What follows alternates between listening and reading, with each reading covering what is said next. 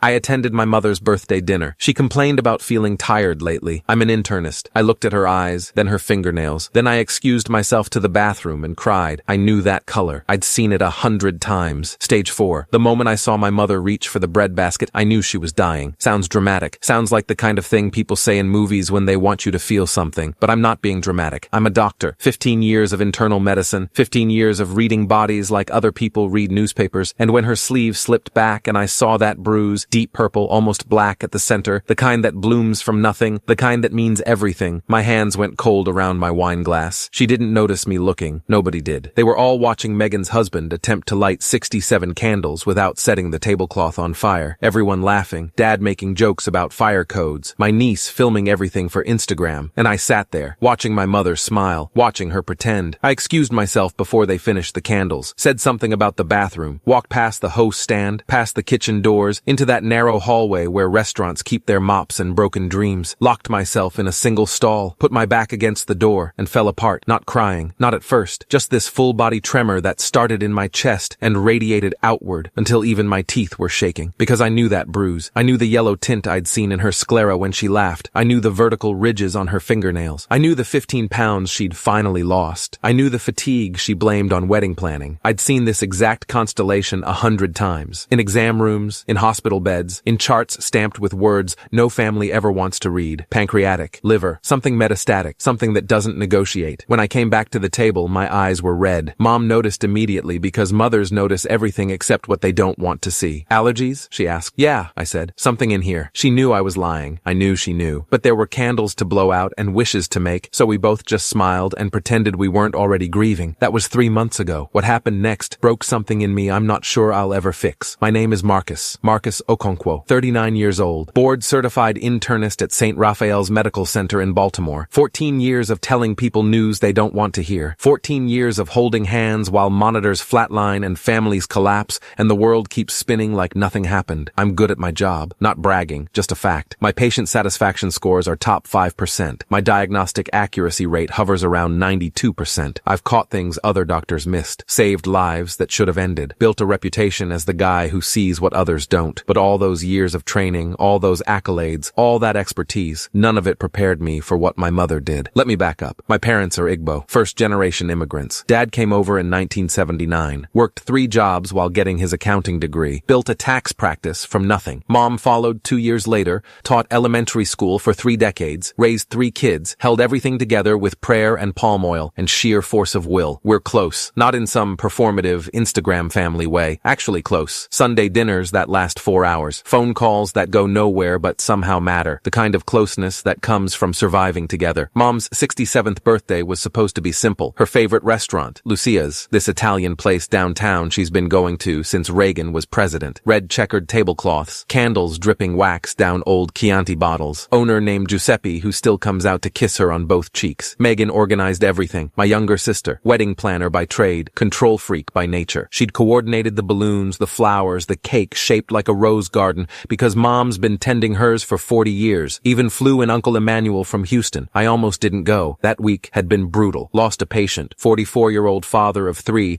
came in with what we thought was pneumonia. Turned out to be stage 4 lung cancer that had already spread to his brain. I'd been the one to tell his wife. I'd been the one to watch her world end. By Friday night, I just wanted to sleep. Maybe drink. Definitely not put on a suit and pretend to be happy. But it was Mom, so I went. And I noticed. The first thing was the weight. Mom had always been soft, comfortable, the kind of body that hugged you back. But that night, her collarbone jutted out beneath her necklace. Her cheeks had hollowed. Her favorite dress, the green one she wore to my graduation, hung loose at the shoulders. You look great, I said when I hugged her. Lost some weight? She pulled back, waved her hand. Finally stuck to that Mediterranean diet. Dr. Okafor would be proud. I laughed. Dr. Okafor had been telling her to cut back on jollof rice for 20 years, but something in her eyes flickered, just for a second, like a tell in poker. The second thing was the fatigue. Mom's always been a hummingbird. Can't sit still. Constantly moving, hosting, refilling drinks, making sure everyone's plate is full. But that night, she kept sitting down, kept finding reasons to stay at the table while Megan ran around adjusting centerpieces. These heels, she said, rubbing her ankle, should have worn the flats. Third thing, the tremor. Subtle. Most people would miss it. But when she lifted her wine glass, her hand shook. Just slightly. Just enough. And then the bruise. I've seen a lot of bruises. Falls. Blood thinners. Domestic violence I had to pretend not to notice. But this one was different. This one had no cause. cause, no trauma, no reason to exist, unless the reason was inside her. That's when I went to the bathroom. That's when I counted backward from 100, trying to slow my heart rate. That's when I reminded myself that I was catastrophizing, that I was projecting my patient's death onto my mother, that I was seeing zebras when I should be looking for horses, except I wasn't. The next morning, I called Dad. When did Mom last see Dr. Okafor? He was silent for a moment. I could hear the coffee maker in the background, the familiar gurgle of their 30-year-old Mr. Coffee. Last month, I think. Said everything looked great. She told you that? Yeah, why? I paused. No reason. Just checking. I hung up, called Dr. Chidinma Okafor's office directly, gave my credentials, asked about Margaret Okonkwo's recent visit. The receptionist put me on hold. Vivaldi. Then silence. Then a different voice. Okafor herself. Marcus. Her tone was careful. I haven't seen your mother in almost 2 years. The floor dropped. That's not possible, she said. She canceled her last 6 appointments, left messages saying she was too busy. I assumed she'd found another provider. She didn't. Silence. Marcus. Okafor's voice softened. Is there something I should know? No, I said. Nothing. Thanks. I drove to my parents' house. Didn't call. Didn't warn her. Just showed up at 9 a.m. on a Saturday, still wearing yesterday's scrubs because I hadn't slept. Mom opened the door, saw my face. Didn't ask why I was there. She just stepped aside, like she'd been waiting. We sat at the kitchen table. Same table where she taught me to read, where I studied for my MCATs while she made egusi soup, where she told me she was proud when I got into Johns Hopkins for residency, where I'd eaten 10,000 meals and never once imagined this conversation. How long have you known? She folded her hands. The bruise had faded to yellow-green, still visible, still wrong. 9 months. 9 months. While I complained about hospital politics, while Megan argued about save-the-date designs, while Dad planned their 40th anniversary trip to Lagos, while we all lived our normal, oblivious lives, my mother had been dying. Why didn't you tell me? My voice cracked. Hated myself for it. I'm a doctor. I could have gotten you into trials, found specialists. I could have. That's exactly why, Marcus. She looked at me, eyes tired but clear. No fear, just something like peace. I didn't want you to be my doctor. I wanted you to be my son, just a little while longer. The words hit me like a physical force. Every Sunday dinner, every phone call, you just saw your mom. Not a patient, not a case, not a problem to solve, just me, making your favorite chin-chin, telling you to call that nice girl from church, being your mother. She reached across the table. Her hand was cold, thin. I could feel the bones beneath the skin. I got to watch you live without carrying this weight. 9 more months of having a son instead of a caretaker. But I could have helped.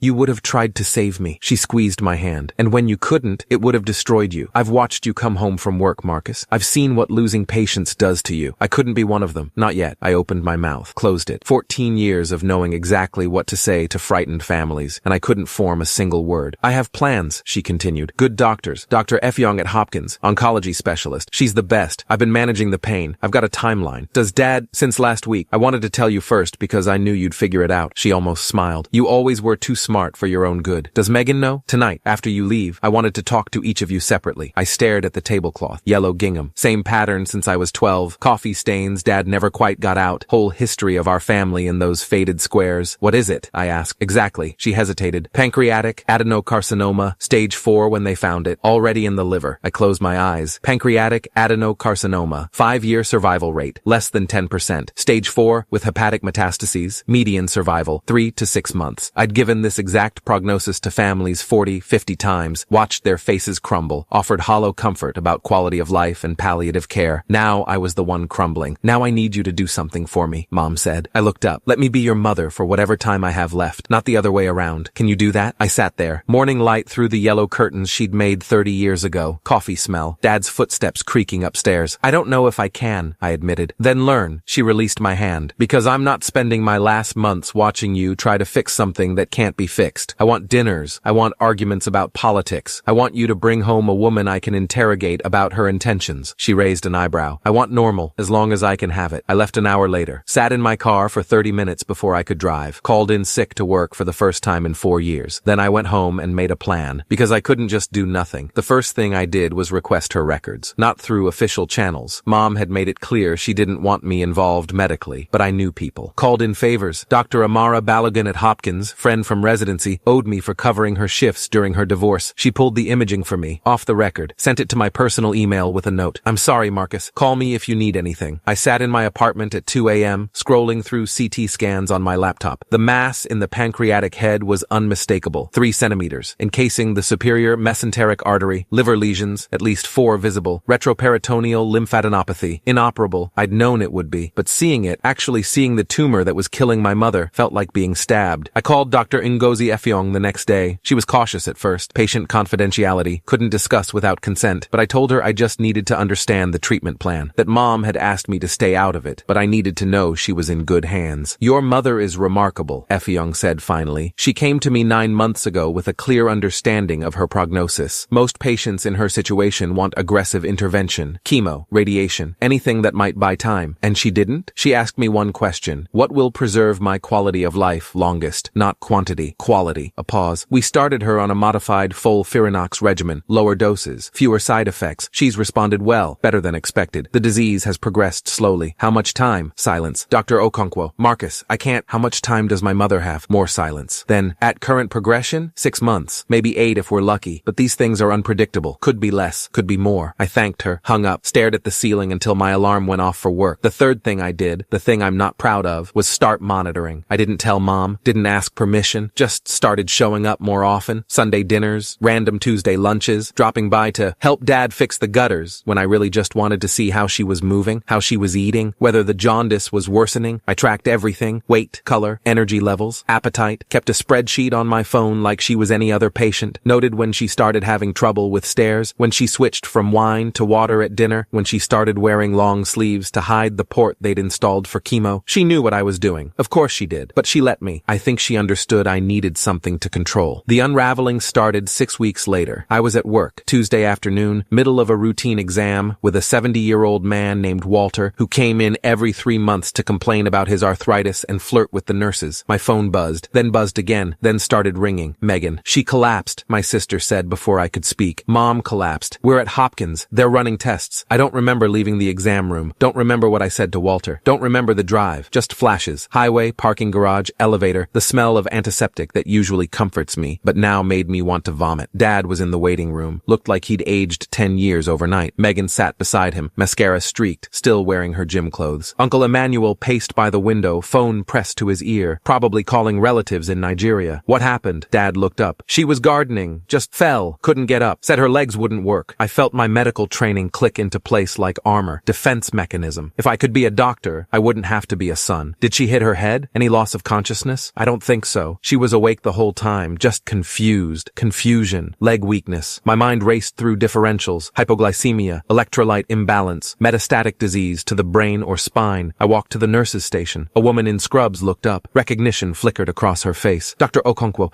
I'm so sorry about your mother. Dr. Effiong is with her now. She asked me to let you know she'll be out shortly. 23 minutes. I counted everyone. When Effiong finally emerged, her face told me everything before she said a word. Let's talk somewhere private. We walked to a small consultation room. Same beige walls, same tissue box on the table, same chairs where families collapse when they hear words like spread and aggressive and comfort care. I'd been on the other side of this conversation 100 times. Now I understood why the families always looked at me like I was speaking a foreign language. The cancer has progressed, Effiong said, more rapidly than we'd hoped. The new imaging shows lesions in her T8 and T9 vertebrae. That's causing the leg weakness, spinal mets,